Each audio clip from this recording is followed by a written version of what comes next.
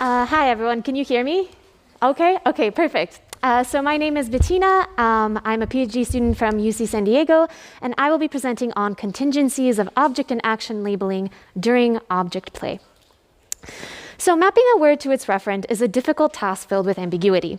In a stereotypical example, the word bunny may refer to a plush toy, or its ears, or its paws, or its color. And yet infants with very little knowledge of the world eventually learn word-referent mappings very well. How can that be? One mechanism that has been proposed to eliminate ambiguity and scaffold word-referent mapping is statistically tracking when the word is used relative to what referents are in the environment. That is to say, the context close in time, or contingent to, a word's use helps with learning its mapping. In English learning infants, words are used contingent on the infant's actions. For example, caregivers label objects when infants are attending to them, particularly when infants are holding objects, and thus making these objects appear large in their visual field. Furthermore, infants learn object labels when labeling is contingent on motion to the object referent. Over time, enough of these contingencies between motor actions, visual-spatial attention, and language sum up and scaffold the learning of concrete object nouns to physical objects in the environment. But object labels are just one example of word-referent mapping. What about mapping verbs to actions? Verbs are harder to learn for English learning infants. For instance, verbs are recognized later than nouns in infancy. And that might be because of several reasons. Verbs tend to be more abstract. They don't have a single clear or usually stable referent. Verb meanings are more deeply tied to their position in a sentence and relation to other words than an object label noun. And verbs may be used contingently in different ways than object label nouns are used contingently, leading to different rates of learning for English-speaking infants. This last point is what this current study aims to address. We know that caregivers use verbs contingently on their own and infants' actions at a range of ages, but we have not directly compared how object labels are used contingently compared to action verbs. So our current study asks the following questions. How do contingency patterns between object labels and actions of infants or caregivers compare to contingency patterns between action speech and actions of infants or caregivers? We plan to replicate documented patterns of contingencies with our dataset of 7 to 8-month-old infants, and to compare the contingencies of object labels and actions with action speech and actions. Our second question asks whether semantically related action verbs are used contingently by caregivers in different action contexts. I'll now describe our data in pre-processing. We recorded 40 infants and their caregivers playing in their own homes with 3 standard objects for several months, and we focused on 7 and 8 months for this study. From these videos, trained coders transcribed the caregiver's speech, and another set of trained coders labeled various actions by the infant and caregiver. So these are some of the actions that we've tracked. They occurred fairly often in our sample, and so this is why we use them. So infant object mouthing, object shaking or banging, as you see in the GIF over there, object touch, which includes tapping, touching, handling, picking up an object, and that was for both the caregiver and infant. We labeled both the start or onset time and the end or offset time of these actions. After transcribing our speech, it was further classified into speech content categories, 2 of which are featured in this analysis. Action verbs refer to the caregivers commenting on or directing the infant's real or hypothetical actions, and they featured most physical action verbs. Object labels were noun phrase terms for objects that the infant had access to or was playing with. After coding and categorizing object actions of the infant and caregiver, we marked which speech was contingent on object actions. So when visualizing the coded actions as a time series, we impute time windows of 5 seconds from the action's onset and offset. If speech falls within these time windows, it will be marked as contingent. So when we add the rest of our time series, the caregiver speech that falls inside these time windows is marked as contingent. And as a simplification, speech is considered contingent only to the most recent object actions. So after this, we pooled our data from all our recorded sessions and constructed transitional state logistic mixed models with dyad identity as a random effect and the occurrences of an object action before speech as fixed effects. From here, we calculated the odds ratios from the log odds of caregiver speech occurring contingent on each type of object action. So odds ratios of over 1 indicate that the co-occurrence was more likely than chance based on base rates, whereas under 1 indicates that co-occurrence was less likely than chance.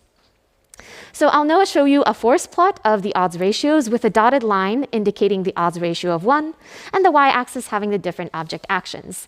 Asterisks next to the object action indicate the odds ratios that are significantly larger than 1. So let's look at object labels first. Object labels occur contingently more than chance on several actions, such as the caregiver's touch, onset, and offset, the infant touch onset, and object mouthing onset. The lines indicate 95% confidence intervals. Note that the contingent object labels are particularly likely when caregivers touch or pick up an object with an odds ratio of 3.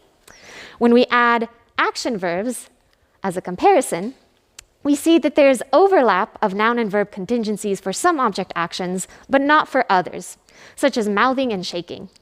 So in blue, we see that the action speech occurs contingently with odds significantly higher than 1, even for the onset or stopping of particular actions, such as mouthing. I go over the individual differences more in the paper, but important takeaways here are that action verbs are contingently used with most onsets of actions and some offsets, but they have comparable odds ratios throughout. Action verbs are particularly contingent on action onsets, which may be due to the salience of starting an action that prompts the labeling of that action, and conversely, scaffolds learning of these verbs. And generally, action speech is contingent in different action contexts than object labels during object play. So for our first question, we replicated that there's highly contingent speech for both object labels and action verbs. And we showed that contingent action verbs are used differently than contingent object labels and in different action contexts. So in the couple of minutes I'll have left, I'll briefly go over specific semantically related verb usage by caregivers. We carried out very similar analyses as before, so we narrowed down our action speech and action verbs to particular categories related to the object actions that we tracked. We came up with these 5 categories involving these sets of verbs. So mouthing, shaking, touch onset or pickup, touch offset or drop, and a control category of general action verbs that we did not expect to be used contingently on touch, mouthing, shaking, and so on. So I'll show a couple of these comparisons. So this is mouthing. We see that the odds ratios here are very stark. No other object action that we tracked had significantly contingent labeling other than mouthing, onset, and offset. So they're deployed in very constrained, predictable contexts, right, with relatively large odds ratios. For shaking and banging, we have a similar profile, right? They're kind of used contingently in these very constrained situations and not at all on other, or not at all, but not much on other object actions. However, with this group of verbs for touch onset, they were not used contingently on any object actions. So our hypothesis is that these touching and taking actions are more general actions that set the stage for more specific manipulations in object play, such as rotation, shaking, mouthing, and so on. And so we don't see such focused contingencies with the verbs as we do with mouthing and shaking. And so I don't think I have time for the rest of these, so I'll move on to the main takeaways. Based on our work on contingent action speech and specific contingent verbs, we find that object labeling is deployed contingently on different object actions and contexts than action verb speech. Within action speech, some verbs, such as mouthing verbs, are deployed in activity-constrained, predictable contexts, providing learning opportunities in line with the statistical word-referent mapping theories. And finally, we plan to compare these odds of contingent speech with later verb acquisition scores collected at 18 months. So please stay tuned for that. There's many limitations in our study, but the context dependence portion of it is one of the biggest ones. So we hope to expand these kinds of analyses in not just object play, but things like meal times, and hopefully see how different types of verbs, mouthing, touching, and so on, fare there. And so with that, I'll say thank you to all our collaborators, research assistants, the families that participated, our funding organizations, and thank you all for listening.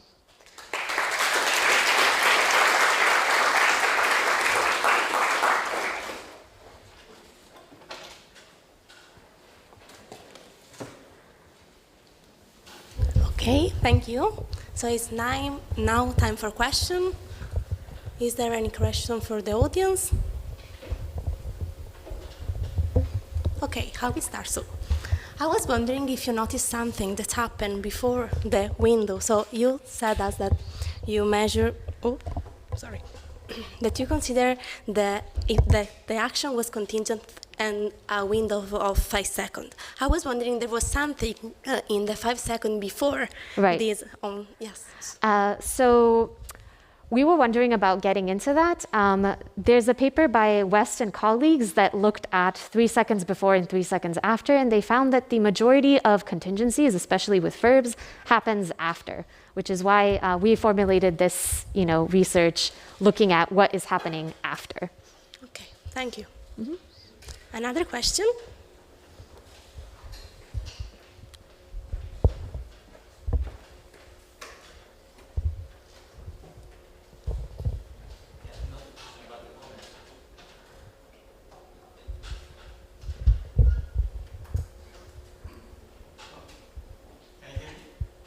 Yes? No? Anyway, I can make a voice. Another question about the comments. So it depends on the language. Yeah. So therefore, we have done some work of the grammar of noun discrimination depending on the age. And English, Chinese, and Japanese. Mm-hmm. Yeah, just a comment in turn. This is why I clarified that this is for learning English-speaking infants, because you don't really see that gap in verbs being as hard in languages like Korean, for example. And so you would expect that the verb frequencies, the position that the verb takes in other languages is a little bit more important. There's noun drop languages and so on. And I think that will also change the type of contingencies that you see in those languages, and then also change their learning rates as well. So, yes. Okay, I see many questions, but I think we have time. So there is also another question there, if you want to be prepared. Great talk, and I have a question. So, for example, large language models, they are able to learn the meaning of certain words just by the distributional statistics in text alone, right? So, how do you think your work about mouthing and embodied the context speak to that? So the question is, if large language models can learn a lot of these distributional statistics just by text and not with the multimodal, vision, action alone, what does that mean for infants? I want to kind of push back and say, do they really learn the meaning of things versus just what goes after what? I would say that infants learn meanings much more than LLMs do, potentially. Go ahead. Oh, yeah, so I was thinking about the amount of data needed from this is very small. The size is small because the embodied context is very powerful. Whereas you need so much more training data for LLMs. I see, okay, yeah. Okay, one more question here. So this is just a question to open things up as well.